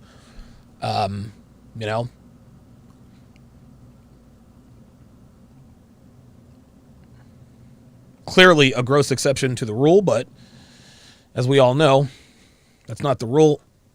Yeah, Ice Dragon Kid says, not many women are respectful anymore. I agree, man. Totally agree. Somebody in the chat said, there's an age gap for a reason. Yes, this is why the best relationships are typically between a man who is on average 7 years older than the woman he is dating or is with. Yep, totally agree. Let me just reiterate for you guys who are just joining us. Season 5 of the 6 premieres this Sunday evening at 8:30, 5:30 Central. I'm sorry, 5:30 Pacific, 8:30 Eastern, 5:30 Pacific. It's going to be Coach EO, Book of Alpharonomy, Minister Jap, myself, Hotep Jesus, and Kevin Savo. Area code 206, I see you in the queue. I'll get my screener over there to screen you as well. Rebel 5150 says the woman Drake took on a date to Dodger Stadium. Yeah, Drake isn't going to, he's not going to wife her. And when I say women are too old to date men their own age, what I mean is most women over 30 are too old to get commitment from men their own age. Men their own age and older and younger, they'll smash all day long. But dude, no man of value is going to commit to J-Lo. They're just not. She's supposedly dating Ben Affleck again. Dude, that's not going anywhere, man. That's not going anywhere. Dude, Ben Affleck is smashing girls less than half J-Lo's age. All right. So let's go to the phone lines here. 916. Wait a minute. 516. Lines open. There we are. 516-387-1987 is the number that you need to call to get on to the show. Let us go to Kevin in. Oops. Sorry about that. Let's go to Kevin in Vegas. Kevin, how you doing, man? Hey, Donovan. Glad you're doing better and that you're back. Thank you. Worried you. about you there for a while. Yeah, but I'm glad. I appreciate that, man. It was touch and go there for a little while, but it is what it is. I had a question for you because Arpap and I were talking in the chat about how the social media and the smartphone, and kind of agreeing with the guy that you had on there, was that the kind of woman that our grandmother was, or even our mothers for some extent, doesn't exist anymore. Okay. Do you think it's kind of like there's the top 1% of men in the world? Do you think there's that top 1% of young women where, it's a small country town, she goes to church, she's living at home with mom and dad, she's raised how to be a wife? Do they actually exist? And if so, is it even worth all the effort to even find them, or should we just not go bend over backwards like that. So you're asking me if women who live at home until they're married, do they exist? And if they do, is it worth it to seek them out? Basically, yeah, the small town, country, old value, no smartphone, all that stuff. I'm sure they probably do. I'm not 100% sure because I was actually talking to Andrew Tate, Cobra Tate, months and months ago, and I remember him telling me there's no such thing as hot girls who don't know they're hot. That's an extinct species. He's told me, I'll be out in the most remote areas or villages in Romania, and he sees, these beautiful girls, and he's like, wow, what's going on? How do these girls exist? 400,000 followers on Instagram, right? And so, yeah, and so the smartphone has really fucked up a lot of different things, man. There are no such things as pretty girls who don't know they're pretty, because when girls know they're pretty, they tend to act out because they know that men will put up with their shitty behavior. Do they exist? I'm sure they probably do. Is it worth it to seek them out? Only you can really decide that. I mean, listen, if you're a man of means and you have access to these places and you can get signed off, and you have to understand, if you do find such a village or a town, there are going to be some gatekeepers, like the fathers and mothers of these girls. They know these girls are the whole village, the whole community. Yeah, right. Even yeah. Especially an outsider. They're like, whoa, wait a minute, we don't want an outsider coming in and exploiting our women. You know what I mean? And so, yeah, is it worth it? My guess is that it probably would be, but you got to be on it. You got to be ultra high value for sure, man. Awesome. Thanks. No problem. Thanks for checking in. That is Kevin in Vegas, aka Geeky Anomaly. Yeah, it's interesting. And Blaze in Orlando, I'm coming to you next. I remember a while, it wasn't in the not too distant past. I remember there was a guy, I think he was in Kentucky, and he was telling me the best kept secret in terms of finding potential women of quality are girls who are homeschooled. He said, man, listen, man, girls who are homeschooled, and everybody disagreed and all that other kind of stuff, but we had one woman call in and confirm it. So it appears that homeschooling is, I guess that's a good resource. You got to find the villages first, though, I suppose. Okay, let us go to, give me a second. All right, let's go to Blaze in Orlando. Blaze in Orlando, you're on Live at Donovan. Go ahead. Hey, what's up, Donovan? How are you, buddy? Doing good, man. Hey, man. So let me tell you about this story. So I dated this girl for about 5 years. Okay. And we actually had a falling out about 2 years ago. Mm-hmm. During that time, that's when basically the pandemic hit. So I was planning on moving away, but because of the pandemic and everything, I stayed stationary. So I noticed that during this time, actually, we bonded better as not physically, if that makes sense, as... Say that again? In a relationship. So we bonded as friends, basically, better, is what I'm trying to say, right? Okay. But during this time, I had this hope maybe she would fall in love again with me. Mm-hmm. And recently, she came to me and told me that she's now interested in a new guy, right? Okay. And I myself, even during this time, was messing with other women, was sleeping with other girls. I never really had an issue with women. But for some reason, I can't let go of her emotionally. Sure.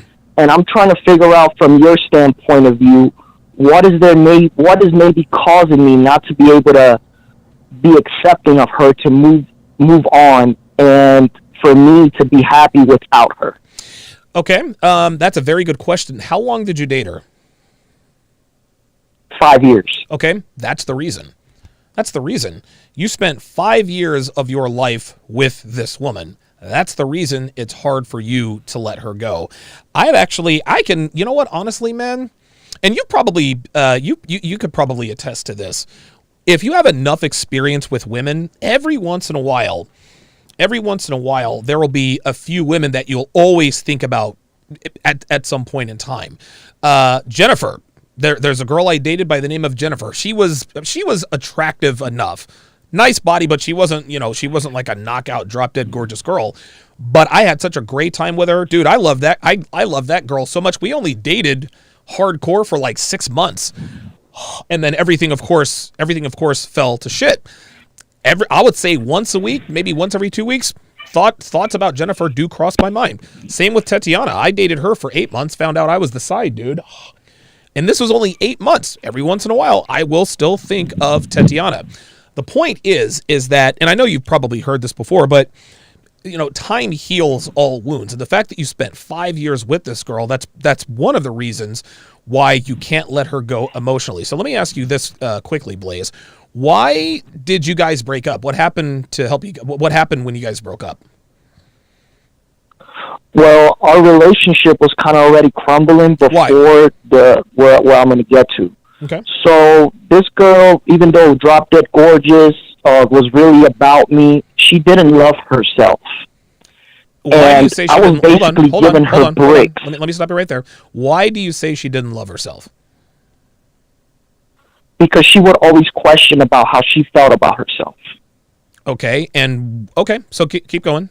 So she didn't love herself, and so every time I would try to be, productive and give her good advice or be there for her, like I was basically throwing away the bricks that I was building and giving it to her, and she was just throwing them away, right? Okay. It got to a point where I got into a really deep depression, got into drinking, and I'm gonna be honest with you, Donovan, I took advantage of her 2 times. How? Like sexually. Okay, so you're not. Are you talking? Hold on. Are you talking? Hold on. Are you talking about the crime of EPAR? Yes. Okay, so now I gotta let you go because you have admitted to a crime on my show, and I'm not going to. I can't advise men who have committed the crime of EPAR in terms of what to do. I appreciate the call, but when you go like that, I got to cut you off, man. Let us go to Rel in Tampa. Rel in Tampa, you are on live with Donovan. Go ahead. Hey, how you doing, Donovan? I got a question for you. Kind of off topic, but all right. So I got this neighbor. She invited me over one day. She was like, she asked me if I want to be a friend or a friend. So I'm like, I normally don't mess with people in close proximity from me, real close to me like that. But I took her up on offer or whatever. Then 5 days later, she started acting crazy, talking about, you shouldn't be having sex with anybody. This Friday that just passed, she came knocking on my door talking about that a girl, my sister said that it was a girl who just left their house. I'm like, so I let her have it, no, ain't none of that happening. I'm not on none of that stuff, Basically, my question is, how should I proceed with that? So let me just make sure I'm understanding you correctly. So one of your neighbors says, hey, do you want to fuck? You started fucking your neighbors, and now the neighbor that you're fucking is feeling some type of way because your sister told her that there are other girls leaving your apartment. No, not my sister, her sister. Okay. Let me ask you a question, Ralph. What kind of a relationship? Go ahead. Hold on. Well, now, you got to be honest with me here. Because if it was just strictly sex, who would give a shit if another girl is leaving your apartment? Are you guys dating or not? No. Okay. All right. This happened last week. 2 weeks ago this happened.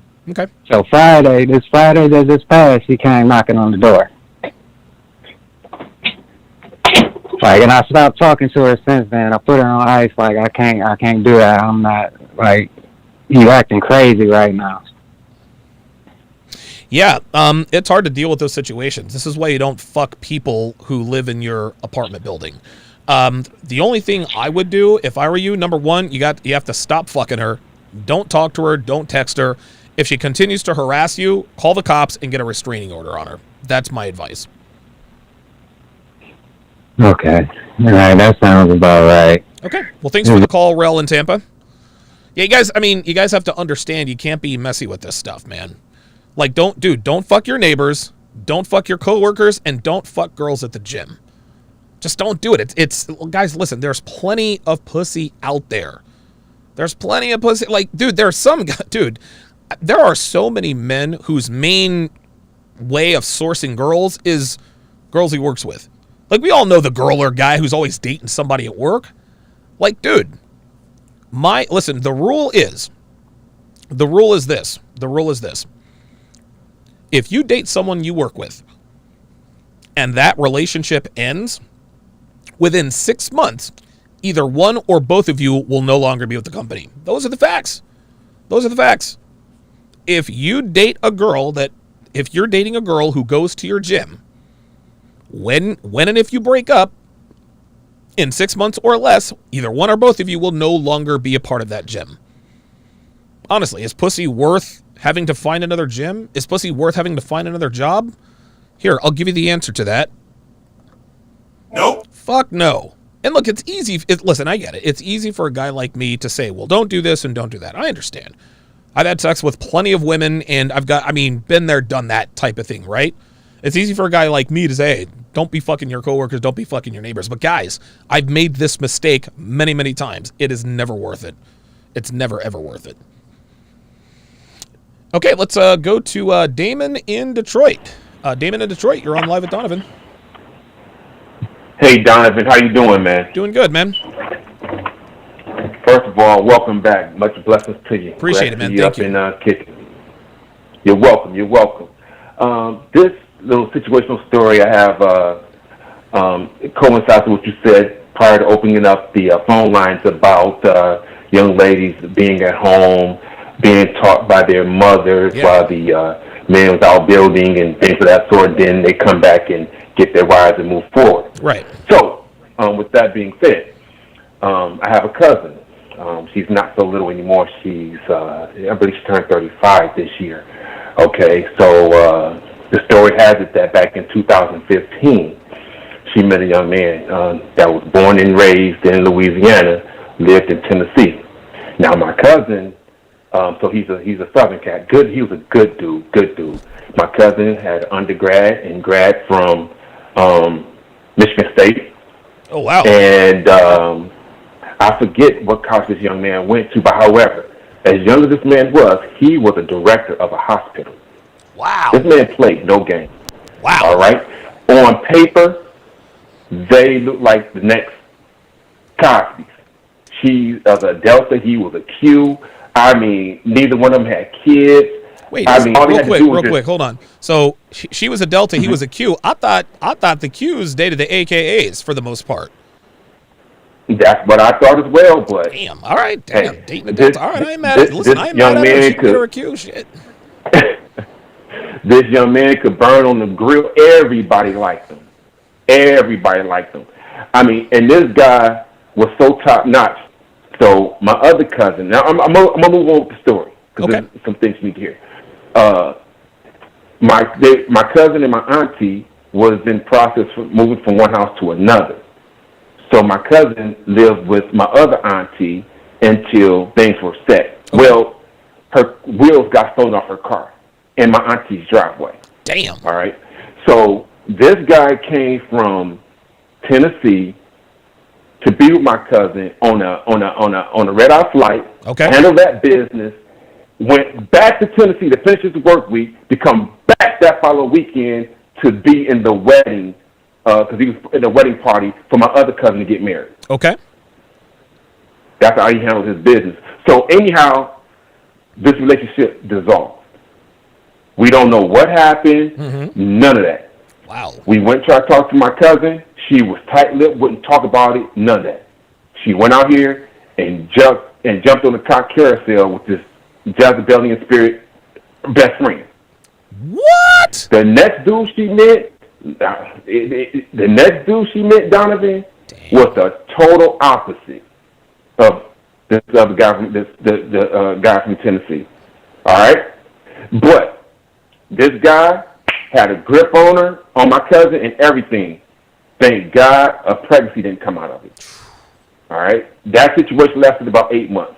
When that situation ended, once again, she didn't talk about it, nothing. She was completely destroyed.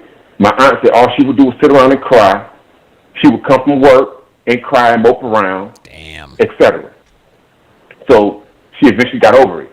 Okay. So then she had another boyfriend, but it was whack. It wasn't going no place. So now she's married. Now she met a white guy. Well, he's Italian. No pun intended. And this is the difference between our community, African American, and outside of African American community. This man approached my cousin and had a plan. They met in late 2018, 2019. Okay. He proposed to her October 2019. Damn. They got married last year, August 2020. And now in 2020, well, earlier this year, they bought a house. They just had their son, Giovanni, and everything is good. This man played no games. But however, let's get back to my cousin. My cousin now is learning on the fly. Now I want to touch on when you talked about they coming up and the women coming up under their mother's wing and learning from their mother. My auntie taught my cousin nothing. She don't know how to cook. There you go. She barely know how to clean. The only thing she knew how to do was look good. That's it. And I'll tell you this. I've been talking to my cousin. Like, hold on. I'll tell you this. Sorry, go ahead. Yeah. I'll tell you. And thanks for the call. Damn it. I gotta get to Michael in West Palm Beach here in a second. The way that works is that the guy that was married to his cousin to his cousin the first time, he measured up statistically. He didn't know how to handle women. That's why she ran afoul. That's why she didn't want to say why the marriage ended or why it dissolved. He had his shit together, but he didn't know how to handle women. These are the breaks. All right, let's go to Michael in West Palm Beach. Mike, you're on with Donovan. Go ahead. Hey, Donovan, I'm a big fan. Thank you. I wanted to ask you, I've got a girlfriend right now. I've been pretty much red-pilled and MGTOW for about 6 years. I've got a really great career. I live by myself.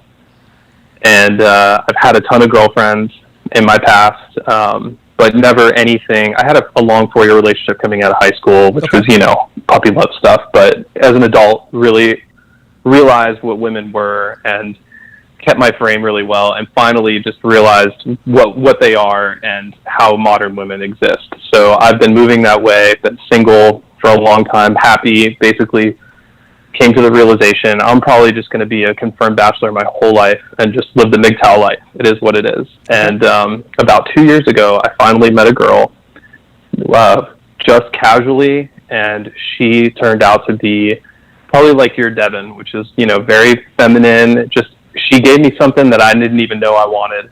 Right. It wasn't even a relationship predicated on sex. It was just that femininity that I just got real high off of. She was traditional. She cooked and cleaned. She had her master's, so she's a very smart girl, which I love. But someone who's she's the complete package, but except for one thing, and that is I just don't find her that physically attractive. And I feel like I'm a shallow a-hole for thinking that way, but I can't deny my feelings on that front. And so it's like I found a girl who's got all these things that most women don't have, but she doesn't really excite me physically. She's got a great body, she's just not physically attractive to me. So how long have you been dating her? 2 years. Okay, 2 years. And you said she's got a great body? Yeah, banging. Oh, okay. What does her face look like?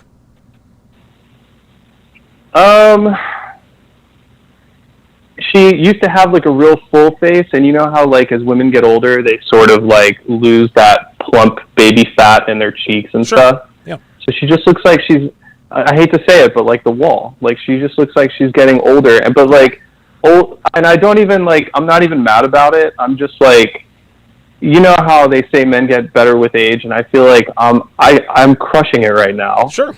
And I just hate the fact that I'm like, man, this is it for me. Like, I'm not interested in I treat her like gold. I would never tell her this to her face. Sure. but we don't have like that spark in the bedroom. We don't have. It's more just like she looks up to me like crazy, and I respect that. And we have like this really great like father-daughter relationship almost. But it's not. We're like roommates almost, but not a very strong passion. Okay. Is it something that she is or isn't doing in the bedroom? Because I can't imagine why even a half decent. Like, I can't imagine why. She worships me. Say again?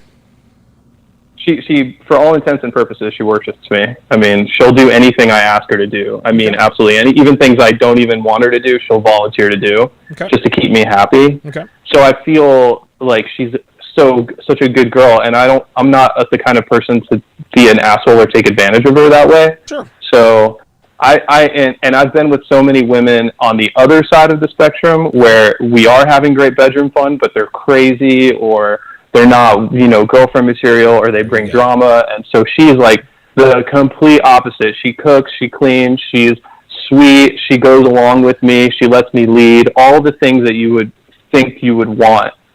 But that one crucial ingredient is missing. And so I'm just sitting here going, wow, I've had it both ways now. And it's like, do I die a slow death with her, or do I die a quick death with these other girls where like we have real quick fun, but then I want nothing to do with them after we're done having our fun? Okay. Now, on a scale of 1 to 10, what would you rate your current girlfriend right now? Oh man, I would give her a 6. Okay. All right. Banging body, she's a 6, etc., etc. Is she not Correct. your type physically? I think she's not a very sexual person. She's sort of like a nerdy kind of girl. So she's got a great body and she does what I want, but she doesn't, I don't want it from her. She's just kind of offers herself up. You know what I mean? So she's kind of like having, I don't know how I'd even explain it. She's kind of like hooking up with like your housemate or something. Okay, fair enough. She's not like the girl she's not a girl you would swipe right on. Even though I actually met her on a social dating website, but it was more I was on a business trip actually. Mm-hmm. And I met her just casually, like, hey, she messaged me, it was Bumble. I'm like, yeah, I'll grab a drink with you. Okay. And it was just one of those things where we had killer chemistry, and we ended up just being like, I actually fell in love with her from like a respect angle.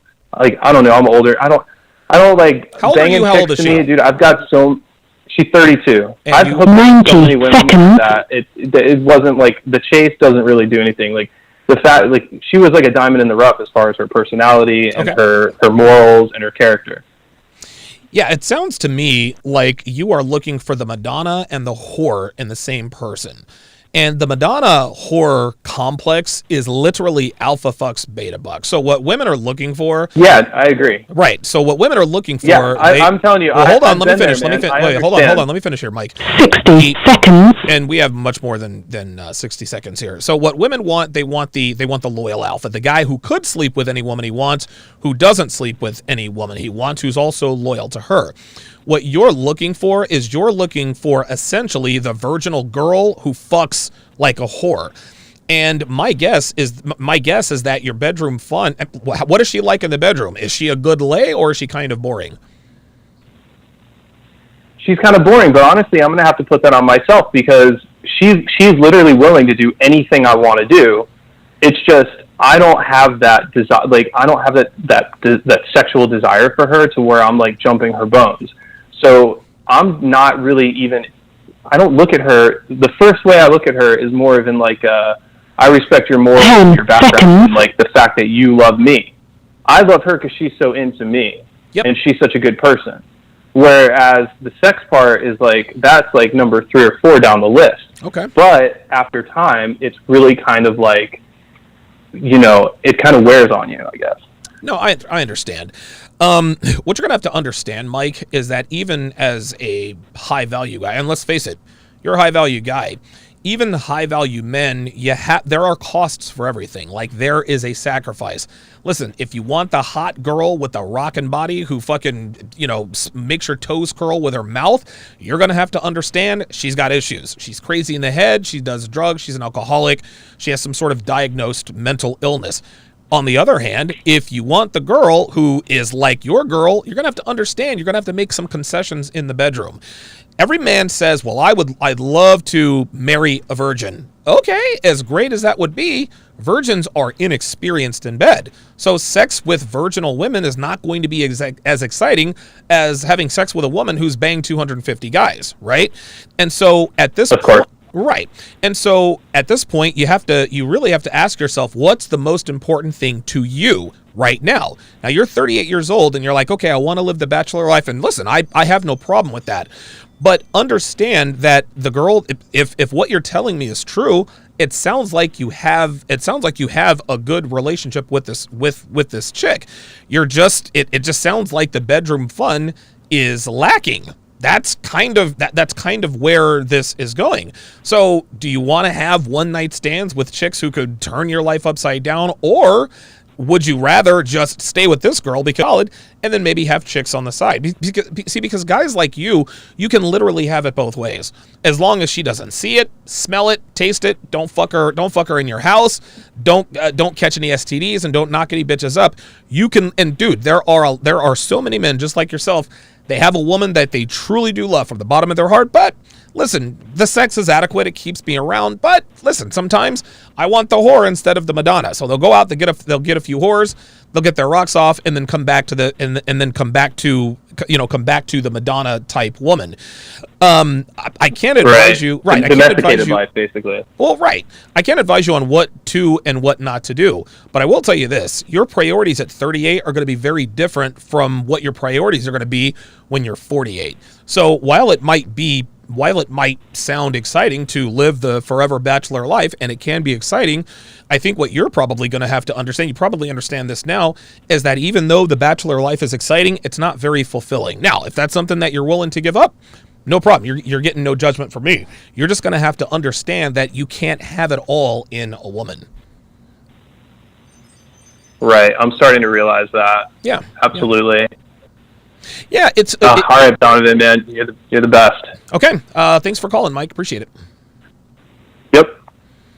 Michael in West Palm Beach. Yeah. It sounds like he's. It sounds to me like he's starting to get a little bit bored in the relationship. Yeah, sounds like she's willing to be trained, man. If he says he doesn't want that from her. I don't know, man. You put any woman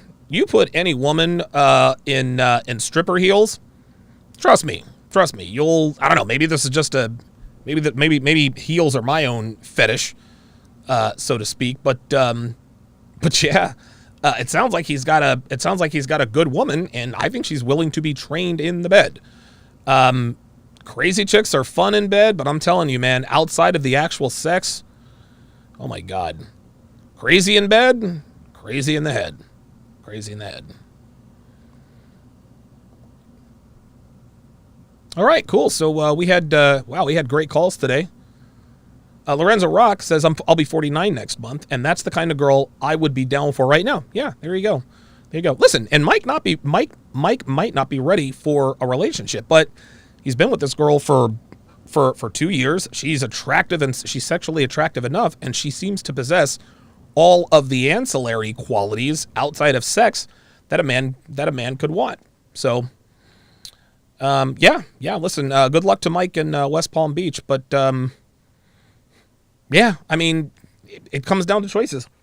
You can either fuck randos forever, or you can choose to be in that relationship, or you can have the best of both worlds. Just don't let your girl find out.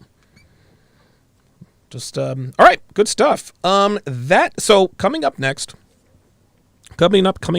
as always, pardon me, the F-Boy Island breakdown. The F-Boy Island breakdown. Casey has escaped from the F-Boy penitentiary, and I can't wait to see how CJ is going to react when she sees him. Give me a second here. Oh, there we are. That's kind of what I thought was going to happen. So let's see. There we go. Okay, very good. So if you want to watch, the F-Boy Island breakdowns, absolutely free. All you have to do is download the SharpStream app. You can download that at sharpstream.com. It's either on iOS or Android, and you can watch all my premium content for free. If you want access to the replays, become a SharpStream member or a Patreon member. Geeky Anomaly says on the SharpStream site says best lover I've ever had. Sex started out boring, got better and better because I didn't tell her what I wanted. I simply did it, and she fell in line. The best sex I have ever had was with Jennifer. The best sex I have ever had was with Jennifer. She happens to be number 3 on my list of love lists. Jennifer had a good, she doesn't have a Devin type body. She didn't have a Chrissy type body, but her body was attractive. Flat stomach, ample boobs, decent ass, long hair. So she wasn't, she was a 6 out of 10. Her body was probably a 7. So she wasn't anything to write home about. But dude, that's the best sex I've ever had. And she's not even close to the most attractive woman I've ever been in a relationship with. Like, not even close. Like, Jennifer's probably, Jesus Christ. Dude, she's way down the list. So the best sex I've ever had was nowhere near the most attractive woman I've ever had sex with. The two most attractive women I've ever had sex with, number one's got to be Chrissy. Number 1A, a girl named Martina. You guys know all about her.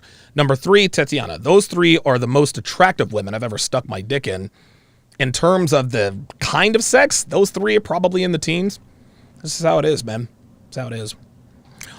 That is going to do it for this, the 789th edition of TSR Live. Thank you to all of the callers and the super chatters. If you want to watch the F-Boy Island breakdowns, simply download the SharpStream app on sharpstream.com. Thanks for watching, guys. We'll see you next time.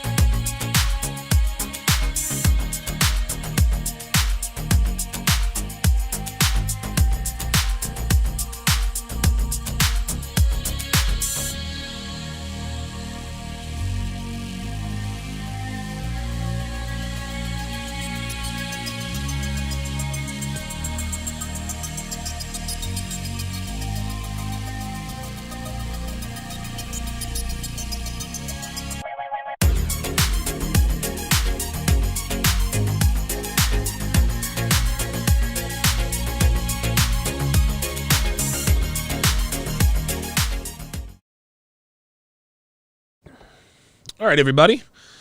Let me fix this quickly so that we can get to Le Breakdown. So this is going to be the F-Boy Island breakdown.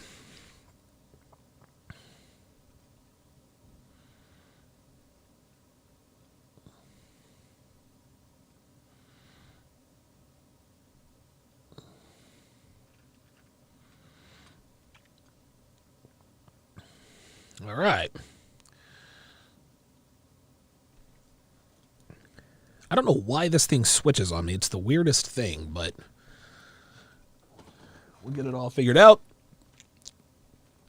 Walter has joined me in the studio, so this should be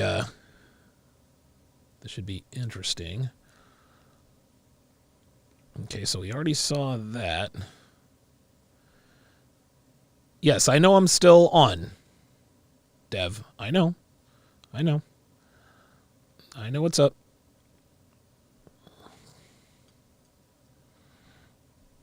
All right.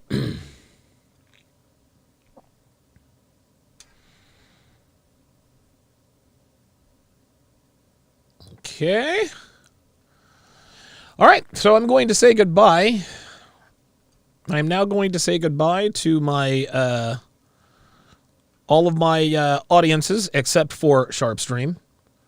So I'm now going to say goodbye to my DLive audience, my Twitch audience, my backup YouTube audience, my MGTOW.TV and Manosphere.TV audience, and of course my YouTube audience. Thank you guys all for joining.